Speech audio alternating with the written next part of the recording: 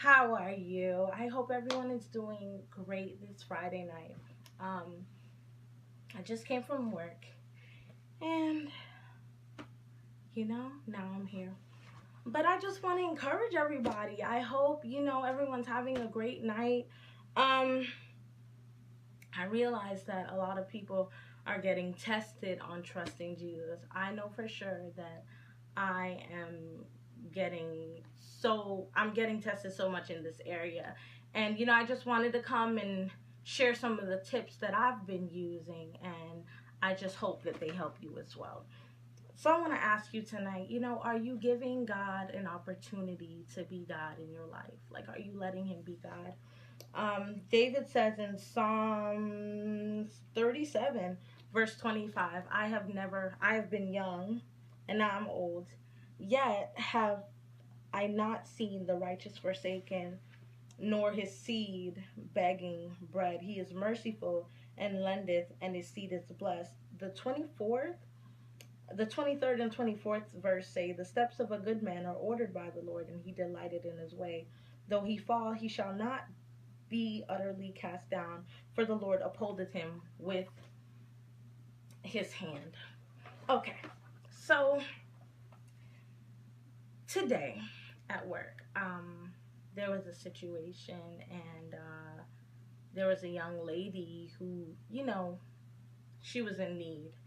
And, it's Friday, everybody has bills to pay, and we were just asking her, how much money do you need? And she said $50. And I was like, $50, that's it. And it's so funny how my mom, she just said, yes, I work with my mom, it's a pleasure. Anyways, but she just said, I'll give it to you, don't worry about it. And the girl just broke down in tears. And after I got an opportunity to talk to her later on, she was basically at her last resort. She needed something for her baby and something for herself. And I'm like, wow, look, look at, look at God. And this was like her last resort, and God just came through for her. So it brings me to think, David said that he's never seen the righteous forsaken, nor his seed begging bread.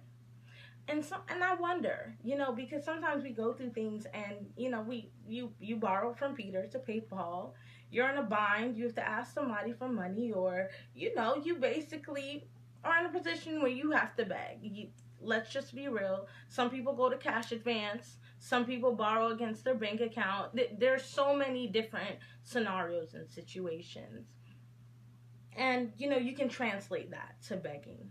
But David said, I have never seen the righteous forsaken, nor his seed begging bread. And when I saw the whole situation unfold this morning, it caused me to stop and think, God, you showed up for her at the last minute. Like, she was basically about to go to cash advance. She was all out of options. And this was her last stop before she got there, and you showed up for her. And she just trusted you the whole time. Like, she just trusted you. And how would she know to go, ask for help from my mom? How would she know to have to basically just let us know that it was only $50 she needed? It was basically set up for a blessing for her.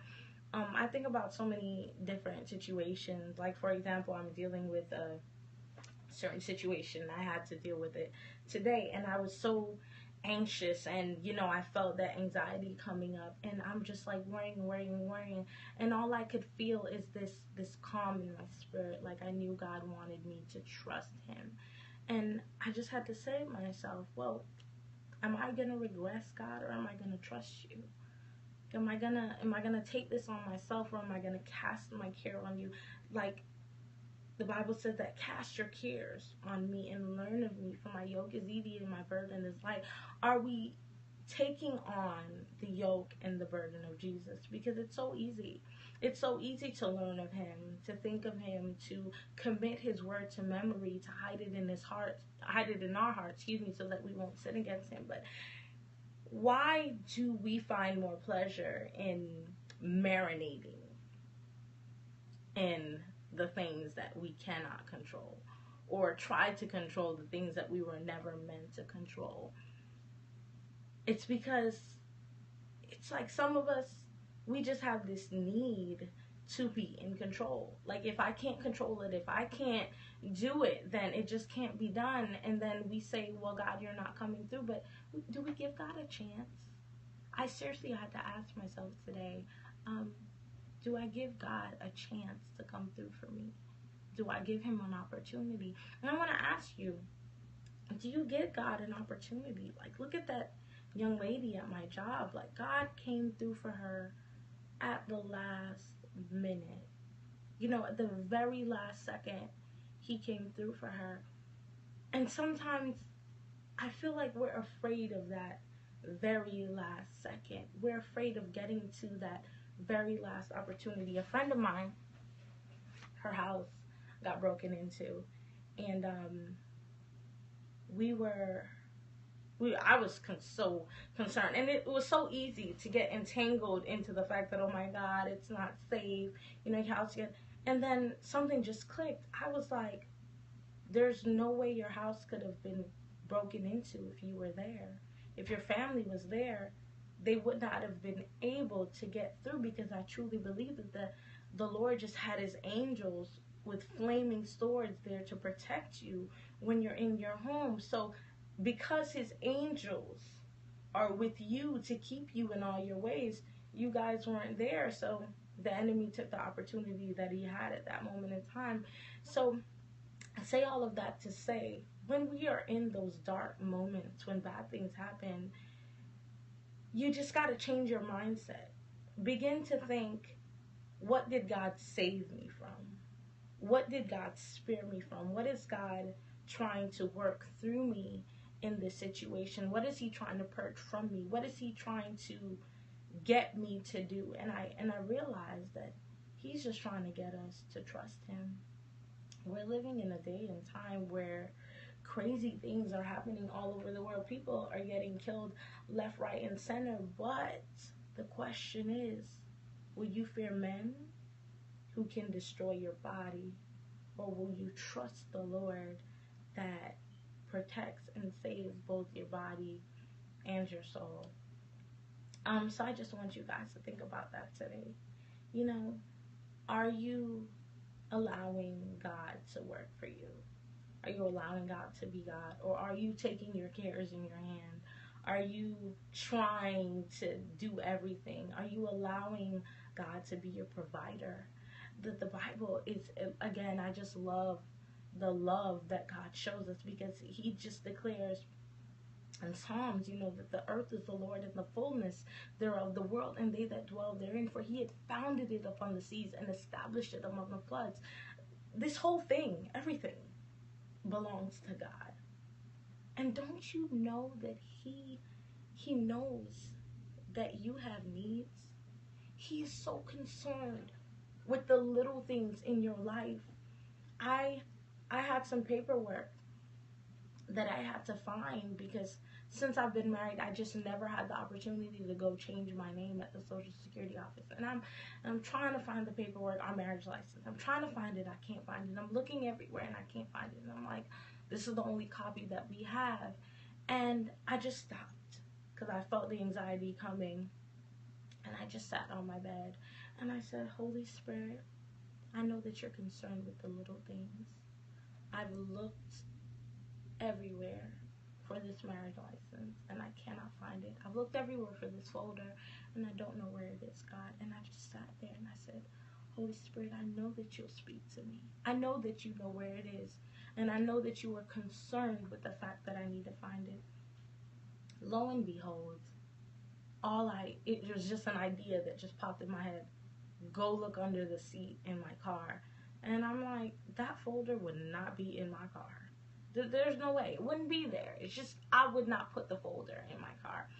And it just felt it so strongly that the Holy Spirit just wanted me to go look in my car. Can I tell you that I looked in my car and it was right there under the seat?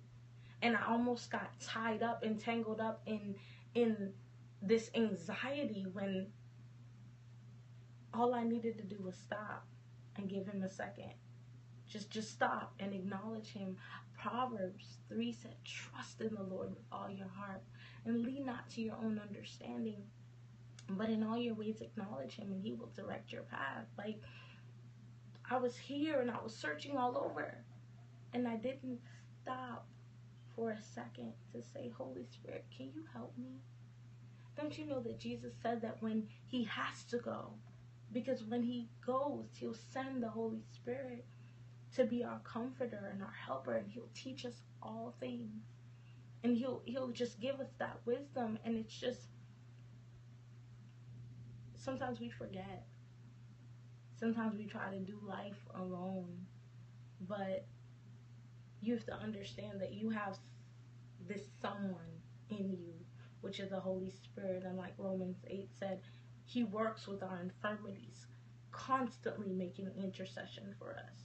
It's not easy for some people to give up control. I know it wasn't easy for me, especially the transition from being single to being married. It wasn't easy to allow my husband to be my head and, you know, the man over my life. It was not easy. But then I just understood, like, this is a safe place because this is his ordained purpose, and my ordained purpose is to help whatever it is that he needs me to help as his helpmeet. So again, I just want to encourage everyone just to trust God. He cares about the big things. He cares about the small things. Nothing is impossible with God. Nothing. Whatever you're going through, it's nothing. I mean, it's something, but it's not big enough that God can't handle it. It's not. He's just, his love, it just does not fail. All he wants you to do is just trust him so that he can come through for you. So rest easy tonight. Don't stay up thinking about your problems. Don't stay up thinking about what you have to do or what bill needs to be paid or the fact that they're going to come shut your light off. Don't you know that he'll send someone to pay your light bill? Don't you know he'll do it? He'll do it for you. So I love you guys, and it was a pleasure to grow with you.